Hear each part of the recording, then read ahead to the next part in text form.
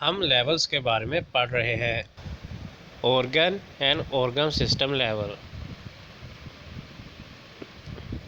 اعلیٰ درجہ کے ملٹی سیلولر جانداروں میں ایک سے زیادہ اقسام کے ٹیشوز جن کے افعال ایک دوسرے سے وابستہ ریلیٹڈ ہوں آپس میں مل کر ایک آرگن بناتے ہیں۔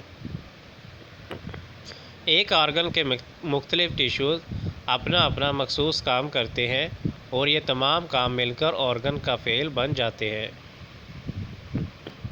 مثال کے طور پر اسٹومچ معدہ ایک آرگن ہے جو پروٹینز کی ڈائجیشن اور خوراک کو ذخیرہ کرنے کے لیے مخصوص ہے۔ اس کی ساخت میں ٹیشوز کی دو بڑی اقسام موجود ہیں، جیسے کہ گلینڈولر ٹیشو پروٹین کی ڈائجیشن کے لیے اور گیسٹرک جوس خارج کرتا ہے۔ مسکولر ٹیشو سے معدہ کی دیواریں سکڑتی ہیں جس سے خوراک پس جاتی ہے اور معدہ کے پچھلے کنارے کی طرف حرکت کرتی ہے۔ اس طرح یہ دونوں ٹیشوز اپنا اپنا مخصوص کام کرتے ہیں اور دونوں کا مجموعی کام معدہ کا فعل ہے۔ ملٹی سیلولر جانداروں میں تنظیم کا اگلا لیول آرگن سسٹم کا ہے۔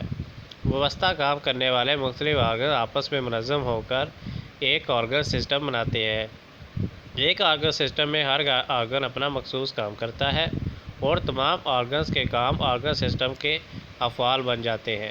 مثال کے طور پر ڈائجسٹو سسٹم ایک آرگن سسٹم ہے جو خوراک کی ڈائجیشن کا فعل سر انجام دیتا ہے۔ اس کے فریم ورک میں اہم آرگنز اورل کیویٹی، معدہ، چھوٹی آنت سمال انٹسٹائن، بڑی آنت لارج انٹسٹائن، جگر لیور اور لبلبا پینکریاز ہے۔ یہ تمام آرگن خوراک کی ڈائجیشن میں مدد کرتے ہیں۔ جانوروں کی نسبت پودوں میں آرگن سسٹم لیول سادہ ہوتا ہے۔ مثال کے طور پر روٹ سسٹم۔ اس کی وجہ جانوروں میں پودوں کی نسبت زیادہ افعال اور سرگرمیاں ہیں۔ نیکسٹ ہمارے پاس آتا ہے آرگنزم لیول۔ مختلف آرگنز اور آرگن سسٹم آپس میں منظم ہو کر مکمل جاندار انڈیویجول فرد بناتے ہیں۔ جاندار میں آرگنز اور آرگن سسٹم کے تمام افعال، اعمال اور سرگرمیاں باہم ربط کوآرڈینیشن میں ہوتی ہیں۔ مثال کے طور پر جب کوئی انسان کسی مسلسل یا سخت کام میں مصروف ہو تو نہ صرف اس کے مسلز کام کرتے ہیں بلکہ ریسپریشن اور دل کی دھڑکن کی رفتار بھی بڑھ جاتی ہے۔ ریسپریشن اور دل کی دھڑکن کی رفتار میں یہ اضافہ مسلز کو زیادہ خوراک اور آکسیجن مہیا کرتا ہے جس کی مسلسل کام کے دوران ان کو ضرورت ہوتی ہے۔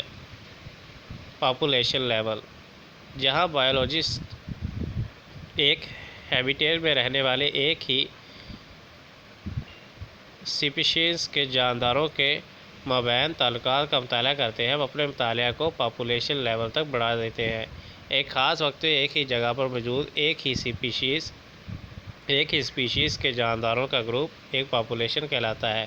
مثال کے طور پر 2010 میں پاکستان میں انسان کی پاپولیشن 173.5 ملین افراد پر مشتمل ہے۔ کمیونٹی لیول، ایک ہی ماحول میں رہنے والی مختلف پاپولیشن جو آپس میں لین دین کرتی ہیں ایک کمیونٹی کہلاتی ہے۔ مثال کے طور پر جنگل میں ایک کمیونٹی ہے، اس میں پودے، مائکرو آرگنزمز، فنجائی اور جانوروں کی مختلف سپیشیز موجود ہیں۔ کمیونٹیز جانداروں کے مجموعے ہوتے ہیں جن میں ایک پاپولیشن کے سائز میں اضافہ دوسرے کے سائز میں کمی ہو سکتی ہے۔ چند کمیونٹیز پیچیدہ ہوتی ہیں، مثلا جنگل کی کمیونٹی، تالاب کی کمیونٹی وغیرہ۔ کمیونٹیز سادہ بھی ہوتی ہیں، مثلا ایک گرا ہوا درخت جس کے نیچے مختلف پاپولیشن موجود ہے۔ سادہ کمیونٹی میں پاپولیشن کی تعداد اور ان کا سائز محدود ہوتا ہے، اس لیے بائیوٹک اور ایبیوٹک فیکٹرز میں ہونے والی کوئی تبدیلی تباکن اور دیر پا اثر رکھتی ہے۔ پھر ہمارے پاس آتا ہے بائیوسفیر لیول۔ زمین کا وہ حصہ جہاں جانداروں کی کمیونٹیز رہتی ہیں بائیوسفیر کہلاتا ہے۔ یہ تمام ایکو سسٹم ایسے علاقے جہاں جاندار ماحول کے غیر جاندار اجزاء کے ساتھ باہمی تعلق رکھتے ہیں پر مشتمل ہے، اسے زمین پر کرہ یا زون آف لائف بھی کہتے ہیں۔ So guys, see you in the next video. Until then, goodbye for now.